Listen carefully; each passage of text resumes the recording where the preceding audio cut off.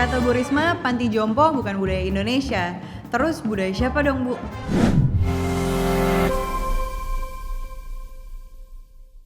Menteri Sosial Tri Risma hari ini bikin pernyataan yang ngundang pro dan kontra di masyarakat. Pernyataan ini soal nggak cocoknya panti jompo yang ada di Indonesia. Gimana sih emang pernyataan lengkapnya? Yuk sini kita simak.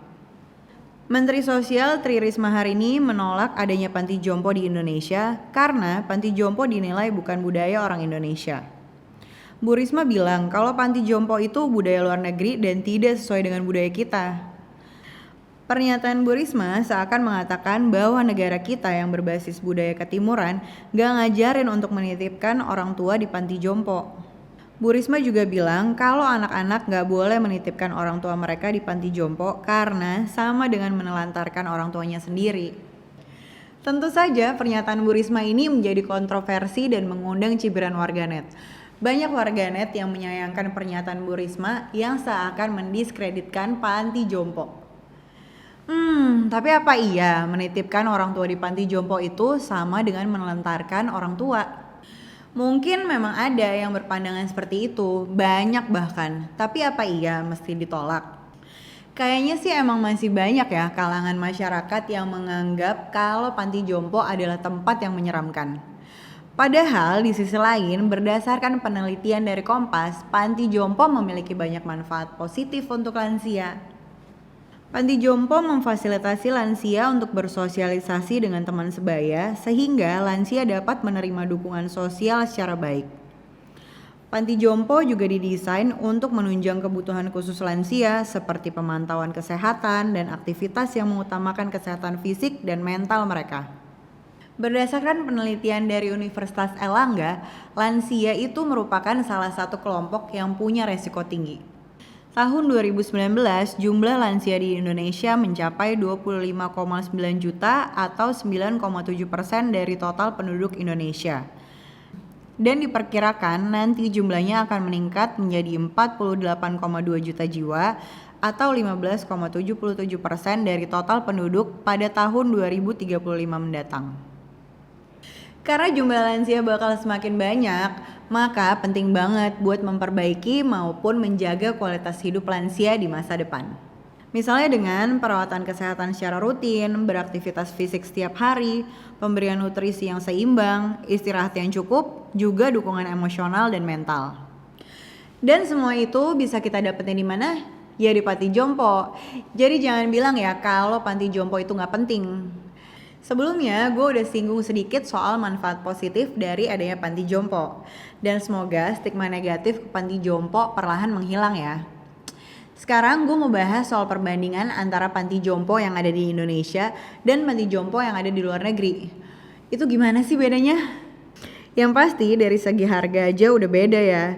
Contoh misal di Indonesia ada panti jompo karya kasih yang sangat affordable dengan harga bulanan 2 juta plus uang pangkal 3,5 juta.